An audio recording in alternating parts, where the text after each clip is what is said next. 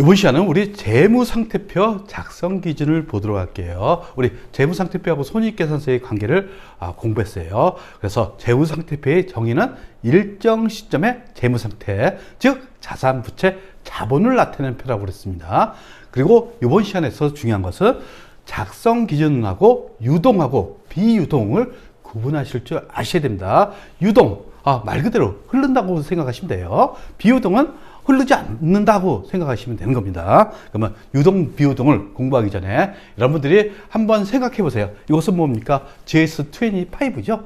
GS25에 여러분이 종업원이라고 생각해 보십시오. 아니면 사장이라고 생각해 보세요. 그러면 계산대가 있어요. 계산대 다 여러분들이 가봤죠?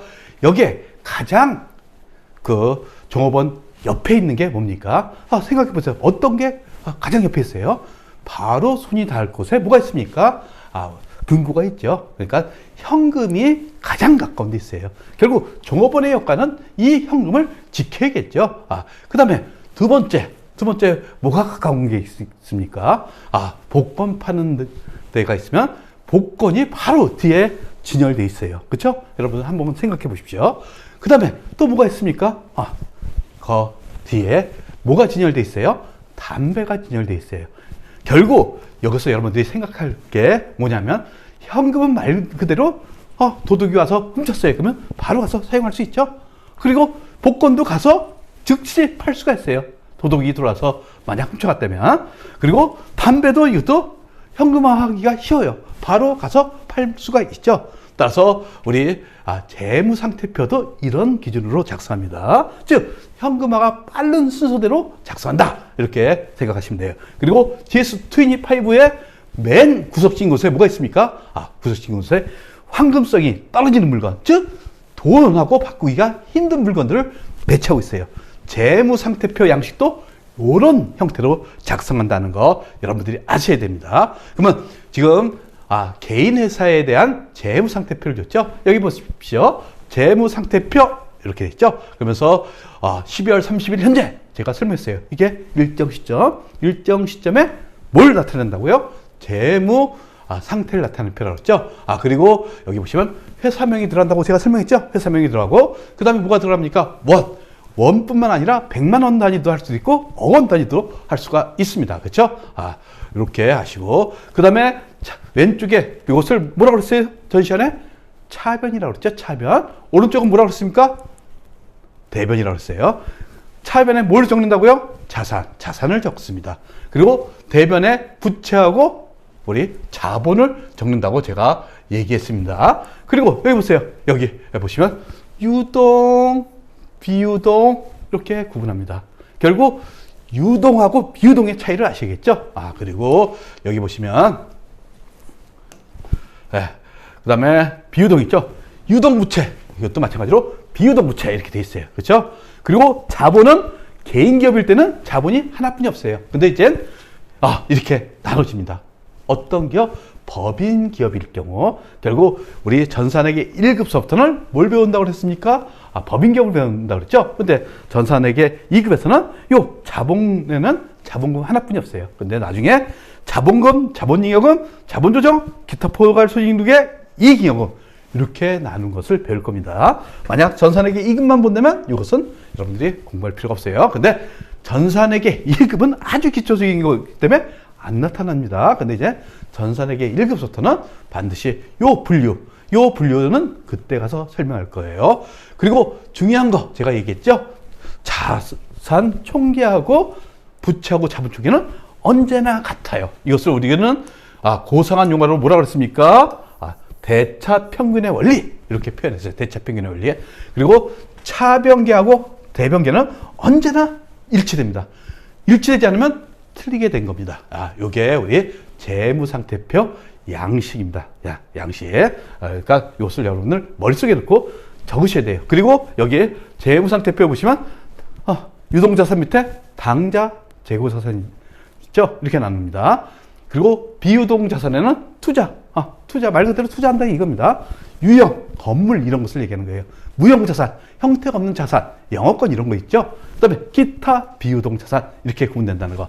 따라서 여러분들이 재무상태표 이것을 5번 정도 그리셔야 돼요. 똑같이 순서대로 똑같이 그릴 필요는 없더라도 자산에는 당자, 재고 자산을 나누고 그 다음에 비유동 자산에는 투자, 유형, 무형, 기타 비유동 자산 이렇게 나눈다.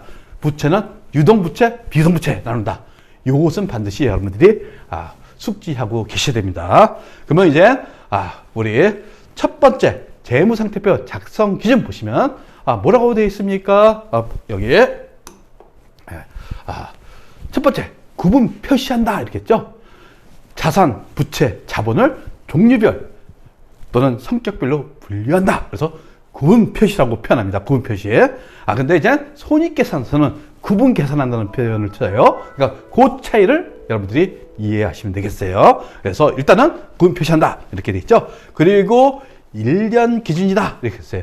결산일 현재 1년 또는 정상적인 영업주기를 기준으로 해서 구분 표시한다. 요게 유동, 비유동을 나누는 기준이에요. 결국 1년 안에 현금화가 되면 유동 자산이 되고 1년 이후에 현금화가 되면 비유동 자산이 되는 겁니다. 결국 이거 보십시오. 지금 2000X1년, X2년, X3년 있어요. 결국 2000X1년이 단기죠. 단기 결산일 보고기간 말이라고 했어요. 12월 31일자. 요거에 대해서 이 기준에서 언제 2000X2년은 즉 내년도에 현금화가 되면 이것을 유동자산이라고 합니다. 유동자산. 부채도 마찬가지예요. 만약 상환해야 된다. 그러면 어떻게 한다고요? 상환해야 된다 그러면 상환해야 된다면 지급해야 된다면 그렇죠? 돈을 지급해야 된다 그러면 이때는 유동부채가 되는 거예요. 대표적인 게 뭐가 있습니까? 매입채무. 그리고 유동자산에는 매출채권이 있는 거예요. 그래서 우리 크게 재무상태표 작성 기준은 유동, 비유동을 하는데 기본적으로 1년이 원칙이다. 다만 예외적인 게 있어요. 여기 정상적인 영업주기를 기준으로 구분 표시한다 이렇게 했죠. 요 정상적인 영업주기를 여러분들이 이해하시면 되겠어요. 보시면 그리고 만약 결산일 기준으로 해서 내년도 돈이 들어온다. 아니면 빌려줬던 게 들어온다. 그러면 단기 대여금입니다. 근데 만약 그 이후 1년 이후가 될 경우는 장기가 되는 겁니다. 차입금도 마찬가지예요. 내년도 상환할 돈이면 단기 차입금이 되고 내후년도에 상환할 돈이 되면 장기 차입금이 되는 거예요. 언제 기준으로? 12월 31일 결산일 보고기간 말 기준으로 하는 겁니다. 그리고 이제 정상적인 영업 기준이라고 그랬죠. 요 갖고 우리 유동, 비유동을 구분하는데 이것은 1년을 초과하더라도 유동자산을 잡을 수가 있어요. 이 예외적인 거 한번 보면 원재료를 구입했어요. 원재료를 구입하고 생산하고 그 다음에 판매 그 다음에 마지막에 어떻게 합니까? 판매했으니까 돈을 회수해야겠죠. 즉 외상을 했을 경우에는 매출채권을 보유한 상태에서 대금을 회수하는 게 맨 마지막이 되는 거예요. 결국 원재료 구입서부터 대금 회수기까지를 정상적인 영업주기라고 표현합니다. 정상적인 영업주기에 따라서 이게 1년을 초과하더라도 유동자산으로 보겠다 이겁니다. 그러면 이런 업종이 어떤 업종이 있냐 이겁니다. 대부분은 정상적인 영업주기가 1년이네요. 생각해보세요. 이마트에서 물건 팔았는데 누가 1년 이후에 돈을 받겠습니까? 그렇죠? 보통 바로바로 입금이 됩니다. 해봤자 소비자가 카드를 긁었어요. 카드를 긁었으면 한 달 후에 대금이 회수되죠. 그래서 일반적인 제조업이나 판매업 이런 경우에는 1년을 초과하는 경우가 거의 없어요. 그래서 삼성전자나 이마트 재무제표 보시면 유동자산 그러면 1년 안에 다 현금화가 된다고 보시면 되는 겁니다. 예외적으로 규모가 큰, 덩치가 큰 이런 업종이 있어요. 여기 보세요. 뭡니까? 선박제조업. 선박제조업 같은 경우에는 어떻게 이게 1년이 초과되더라도 어떻게 유동자산을 볼 수가 있다는 이겁니다. 그렇죠? 그리고 비행기 제조 이런 거는 원재료 구입서부터 해갖고 이거 대금 회수가 1년이 초과되죠. 왜? 생산 기간도 길고 그렇습니다. 그리고 아파트를 짓는 거, 건물 짓는 거, 아파트 짓으면 보통 2년이 넘게 걸립니다. 빨리 하면 1년 안에 상가 같은 경우 짓지만 보통 아파트는 2년 돼요. 그러면 건설 같은 경우는 이렇게 정상적인 영업주기가 1년을 초과할 수가 있어요. 이럴 때는 예외적으로 1년 기준에 예외가 된다는 거. 그래서 아까 얘기했지만 유동성 배열 어떻게 했어요? 그러니까 황금성이 바른 순서로 배열한다. 그러면 재무상태표의 맨 자산의 맨 위에 있는 게 뭐가 있겠어요? 생각해 보세요. 바로 항공성이 빠른 거는 현금이겠죠? 현금이 맨 위에 있는 겁니다. 그것을 이해하셔야 돼요. 그래서 앞에 재무상태표 보시면 현금 및 형부성 자산 이렇게 나타납니다. 그리고 총액주의, 나중에 당좌 예금을 배울 거고 당좌 차월을 배울 거예요. 근데 예금이니까 당좌 예금은 자산이죠. 그러면 당좌 차월은 이것은 부채라고 지금 생각하세요. 그러면 나중에 제가 당좌 예금 때 설명할 겁니다. 결국 당좌 차월은 여기서 간략하게 생각하면 마이너스 통장. 여러분들이 마이너스 통장을 갖고 계신 분들이 있을 거예요. 그러면 100만 원이다. 그러면 100만 원이 마이너스가 되더라도 이것을 우리는 사용할 수가 있어요. 그렇죠? 그러니까 고국번에 대해서는 이것은 우리 당좌 차월이라고 부릅니다. 회계에서는 마이너스 통장을. 그러면 이것은 은행에 사내일 돈이죠. 그래서 부채로 보고 있어요. 그리고 외상 매출금은 자산이죠. 선수금은 부채예요. 이것을 상계해서는 안 돼요. 총액으로 기재해야 된다. 그래서 총액주의라고 표현합니다. 그리고 미결산 항목하고 비만 계정. 여기 가수금, 가지급금 이렇게 써요. 우리 마스크 영화 보신 분은 알 겁니다. 마스크를 쓰고 있다고 생각하시면 돼요. 가짜. 돈이 들어왔는데 어떤 내용인지 몰라. 이게 가수금. 그리고 돈을 지급했는데 아직 결정되지 않았어요. 어떤 항목인지 결정되지 않았다. 대표적인 게 이제 종업원들이 출장 가면 100만 원을 줍니다. 이때 이 금액은 확정된 게 아니죠. 얼마 쓸지는 몰라요. 90만 원 쓸지 아니면 초과돼 갖고 더 오래 출장 있어 갖고 150만 원 쓸지 모른다 이겁니다. 이때 처리하는 게 가지급금하고 가수금이에요. 이런 거하고 아직 결산되지 않은 항목, 그러니까 내역을 다 밝혀내라는 겁니다. 그래서 재무제표상 표시해서는 안 된다. 그러니까 내역을 다 밝혀낸 상태에서 결산이라고 표현합니다. 마지막 12월 30일 날 재무상태표를 작성하라 이 얘기입니다. 그렇게 아시고 보시면 되겠습니다. 그러면 이제 예제를 투영해서 유동, 비유동 이것을 구분하실 줄 아셔야 돼요. 우리가 자산인지 알죠? 자산 중에서 비유동하고 유동을 구분하실 줄 아셔야 돼요. 유동 중에서 제가 뭐라고 그랬어요? 당좌자산하고 재고자산이 있었죠? 재고자산. 요거 기준으로 해갖고 요 용어 갖고 아시면 돼요. 1번 보통 예금 보세요. 예금 통장 가면 바로 돈 인출할 수 있어요? 없어요? 바로 인출할 수 있죠? 그러니까 이것은 유동이 되는 겁니다. 상품은 이마트에 있어요. 이것은 팔려고 있죠? 바로 팔려고 놔둔 자산이에요. 따라서 이것은 자산 중에서 재고 자산이 되는 겁니다. 팔려 갖고 있는 자산. 그러니까 유동 자산이겠죠? 그리고 선수금. 이것은 부채죠? 계약금을 받은 거예요. 근데 계약을 1년 이후로 한다면 여기다가 장기 선수금이라고 표시합니다. 그래서 일반적으로 선수금은 유동이 되는 겁니다. 그리고 돈을 빌렸어요. 대여금. 이거 자산이죠? 단기가 들었으니까 이것은 유동 자산이 되는 겁니다. 외상 매입금. 이건 매입 채무죠? 이것도 유동. 장기 들어왔어요. 장기. 차입금인데 1년 이후에 그러니까 2년, 3년, 5년 후에 갚아야 될 거. 이것은 비유동이 되는 겁니다.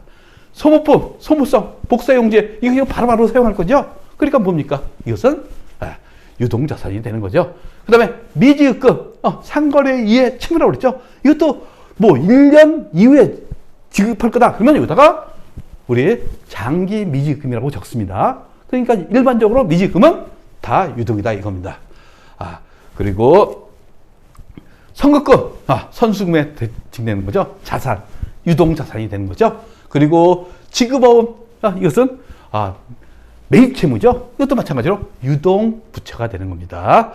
근데 임차보증금, 임차기간이 1년 미만이면 어떻게 유동이 되는 거죠. 근데 임차기간이 2년이에요. 그러니까 비유동이 되는 겁니다. 그리고 건물 바로 팔 게 아니죠. 건물은 왜 삽니까? 우리가 영업하려고. 이마트 건물 보세요. 엄청나게 크죠? 코스트코 가보세요. 건물 엄청나게 크죠? 그게 1년 안에 팔 겁니까? 아니죠? 팔 거 아니니까 이것은 비유동이 되는 겁니다. 그리고 우리 차량은 뭡니까? 네. 촬영본 방법 이것도 마찬가지로 비유동이 됩니다. 그렇죠? 이것도 1년 이상 사용할 것이죠. 받으러 온 유동 자산이 되는 겁니다. 그 다음에 우리 외상 매출금 있어요. 예. 매출 채권이죠. 유동이 되는 거죠. 원재료는 바로 갖다가 이제 스마트폰 만들려고 이제 액정 이런 거 다 갖다 놓은 거예요. 이것을 바로바로 생산해야겠죠. 왜? 이것을 바로바로 생산해서 대금을 회수해야지 회사의 그 손익도 좋아지고 자금 영역도 풍부해지는 겁니다. 그리고 정기금 6개월이라고 그랬죠. 만기 6개월이니까 1년 안에 현금화가 되는 거죠. 그러니까 어떻게 유동이 되는 거죠. 근데 정기적금이에요. 정기적금하고 정기예금 제가 설명했어요. 만기가 2년이래요. 그러면 2년 후에 찾을 거죠. 그러니까 이것은 비유동이 되는 겁니다. 그리고 미수금. 만약 장기다 그러면 여기에 비유동이면 장기 미수금으로 씁니다. 근데 일반적인 미수금은 바로바로 회수할 돈을 얘기하는 거예요. 따라서 유동이 되는 거죠. 토지 당연히 비유동이 될 겁니다. 그렇죠? 그리고 우리 재무상태표 작성 기준, 이것은 반드시 여러분들 머릿속에 박아 놓으셔야 됩니다.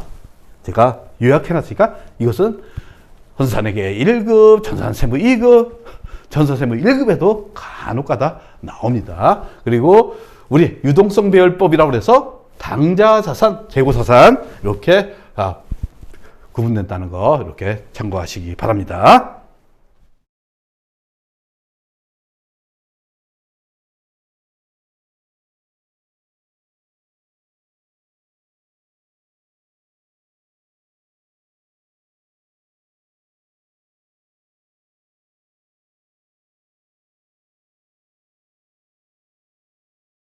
구독과 좋아요는 우리에게 큰 힘이 됩니다.